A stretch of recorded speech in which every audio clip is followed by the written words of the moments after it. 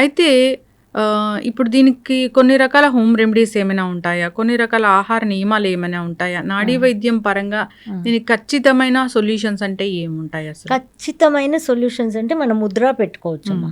ఇది వచ్చి అదేంటి హార్ట్ ముద్ర అంటాం అనమాట. వాయువుని తగ్గించి ఇలా ఇది వచ్చి స్పేస్ ఎనర్జీ, వుడ్ ఎనర్జీ, ఇది వచ్చి ఎర్త్ ఎనర్జీ. ఎర్త్ని వుడ్ని బెండ్ చేసి ఇలాగా మనం ఫైర్తో కలపాలి. ఇలా మూడుని బ్యాలెన్స్ చేసినప్పుడు ఇది వచ్చి ఏంటంటే ఈ మూడు ఒకే లైన్లో ఉండాలి మనకి, ఫ్లోరింగ్ ఒక లైన్లో ఉన్నట్టుగా. సో అలా కాకుండా ఇలా పెట్టామంటే పని చేయదు. అందరు ఇలానే పెడతారు కదా. అలాగే పెడతారు, అది పని చేయదు, అందుకే పని చేయదు. అవి ముద్ర అంటేనే టిప్ టు టిప్ జాయిన్ అవ్వాలి. ఆ నెయిల్స్ వచ్చి స్ట్రైట్ లైన్ రావాలి. ఏ దానికైనా చూడండి, ఇలా పెట్టినా ఇలా ముద్ర ఇలా స్ట్రైట్ లైన్ ఉండాలి. ఏదైనా స్ట్రైట్ లైన్ ఇలా స్ట్రైట్ వస్తేనే మనకి పని చేస్తాయి ముద్రాస్. అంటే అప్పుడు ఈ టిప్ మనం ఇలా పెట్టామనుకోండి పని చేయదు. మీరు సంవత్సరాల తరబడి పెడుతున్నా మనకి పని చేయదు. మన ముద్రలు ఏం పని చేయట్లేదు. మరి ఎట్లా చెప్తారు స్ట్రైట్ గా రావాలి? ఇట్లా ఇప్పుడు దీనికి వచ్చి ఇలా పెట్టేసాం, ఇలా పెట్టాలి. ఇది ఎయిర్ ఎనర్జీని ఇక్కడ ఉన్న ఈ రేఖలో ఫిక్స్ చేయాలి, కింద రేఖలో ఫిక్స్ చేసి దీన్ని ఇలా పెట్టాలి. ఇది వచ్చి స్పేస్ ముద్ర, వుడ్ ముద్ర and the wood finger and the ఇది ఎర్త్ ఫింగర్. ఈ రెండింటిని ఇలా బెండ్ చేసి ఇలా పెట్టాలి. మనం ఇలా పెట్టినప్పుడు ఇది వచ్చి మూడు ఇలా ఈక్వల్గా రావాలి. అందరూ ఏం చేస్తుంటారంటే ఇలా పెట్టేస్తారు. ఇలా పెట్టినప్పుడు అది పని చేయదు. మనం సంవత్సరాల తరబడి పెట్టుకుంటూనే ఉంటాం కానీ అది పని చేయదు. ఇలా పెట్టినప్పుడు 20 minutes పెట్టినా అది చాలా ఎఫెక్టివ్గా పనిచేస్తాయి. మూడు ఒకే సేమ్ లైన్లో రావాలి. ఇలా ఇలా వంచి మూడు సేమ్ ఇలా ఉండాలి. ఉన్నప్పుడు మనకి కరెక్ట్గా పనిచేస్తాయి ఇవి. నేను కరెక్ట్గానే పెట్టానా? లేదు, కిందికి పోయింది. అది అలవాటు చెయ్యాలి మనం.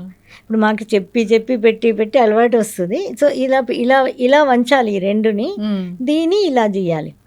ఇప్పుడు ఈ మూడు ఇలా ఈక్వల్ రావాలి, ఇలా రాకూడదు. ఇప్పుడు చూడండి ఇలా వస్తుంది కదా, అవును, అలా వస్తే పని చేయవు. మనం మూడుని కూడా ఇలా పెట్టినప్పుడు పనిచేస్తాయి. ఏ ముద్ర అయినా, ఇది హార్ట్ ముద్ర. ఇలా పెట్టి మనం ఒక రోజు మార్నింగ్ 20 minutes పెడుతూ ఉన్నా చాలు, హార్ట్కి బలం కురుస్తుంది అన్నమాట. ఇంకా మనం తినవలసింది ఏంటంటే కొంచెం మామిడికాయ, ఉసిరికాయ ఇలాంటివి మనం నాలుకకి నచ్చి మనం నెమ్మదిగా తింటూ ఉన్నాం అనుకోండి. అదేంటంటే మామిడికాయ ఇలాంటివి తిన్నప్పుడు పులుపు అనేది wood energy related. Wood energy related దేనికి అంటే liver, gall bladder, muscles, arteries, nerves అన్ని, ఇమ్యూనిటీ, కాన్సన్ట్రేషన్, మెమరీ పవర్ ఇవన్నిటికీ పనిచేస్తాయి. అప్పుడు మనకి ఎనర్జీ ఎలా ఉన్నా కానీ మనం ఈ పులుపు, చింతపండు మళ్ళీ మంచిది కాదు. సో మామిడికాయ పులుపు మంచిది, నిమ్మకాయ పులుపు మంచిది అనమాట. ఇది తీసుకునేటప్పుడు మజిల్స్ స్ట్రెంగ్తన్ అవుతాయి. అప్పుడు మజిల్స్ అనేది ఏంటంటే ఓన్లీ మజిల్స్ మనం ముట్టుకుంటే వచ్చిండే మజిల్ మాత్రం కాదు, లోపల ఉన్న ఆర్గన్స్. ఇప్పుడు లంగ్స్ అయినా ఒక మజిల్, హార్ట్ అయినా ఒక మజిల్, స్టమక్ అయినా ఏదైనా మజిల్ కదా లోపల మొత్తం. ఆ మజిల్స్, ఆర్టరీస్ అన్నీ కూడా స్ట్రెంగ్తన్ అవుతాయి. అది స్ట్రెంగ్తన్ అవ్వడానికి మనకి కరెక్ట్ అయిన పులుపు కావాలి. లెమన్ అంటే ఉసిరికాయ పులుపు, లెమన్ పులుపు ఇలాంటివి తీసుకుంటే మంచిది. పుల్లటివి తీసుకున్నప్పుడు హార్ట్ మజిల్స్ ఆటోమేటిక్గా స్ట్రెంగ్తన్ అవుతాయి. Okay, yes. రెమెడీస్ అంటే ఇవి, రెమెడీస్ ఇవి ఎనర్జీ వైస్లో రెమెడీస్. ఇంకా మనం మంచి ఫుడ్ తీసుకోవాలని అందరికి తెలుసు. సో ప్రోటీన్ తీసుకోవాలి, మనం ఫ్యాటే తీసుకోకూడదు అనుకుంటారు. ఫ్యాట్ తీసుకోవాలి, తీసుకుంటేనే హార్ట్ కూడా పనిచేస్తాయి.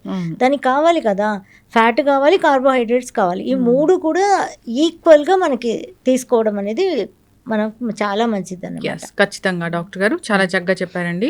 సో ఏంటంటే ఇది నాడీ వైద్య విధానము చాలా ప్రాచీన వైద్యం ఇది. అంటే ఒకప్పుడు స్టెత్తులు అలాంటివి ఏమి ఉండవు. అవును, వెళ్తారు డాక్టర్ దగ్గరికి, వాళ్ళు నాడి చూస్తారు. ఇప్పటికీ కూడా చాలా మంది నాడి చూసే డాక్టర్లు ఉన్నారు. దాన్ని బట్టి వాళ్ళు అసలు వాళ్ళ బాడీలో ఏం జరుగుతుంది, పంచభూతాల్లో ఏది ఎక్కువైంది, ఏది తక్కువైంది, ఎలా పనిచేస్తున్నాయి దాన్ని కరెక్ట్ చేసి సో బాడీని ఒక పద్ధతికి తీసుకొస్తారు. చాలా చక్కటి ఇన్ఫర్మేషన్ అండి. నిజంగా ఒకసారి ఇబ్బంది పడుతున్న వాళ్ళు, ఏదైనా డౌట్ ఉంటుంది, సో ఉందా లేదా, అసలు మా తత్వం ఏంటి, మా ఎనర్జీస్ ఏంటి ఒకసారి తెలుసుకోవాలనుకున్న వాళ్ళు కాంటాక్ట్ చేయాలని కోరుకుందాం డాక్టర్ గారు. ధన్యవాదాలు. Thank you.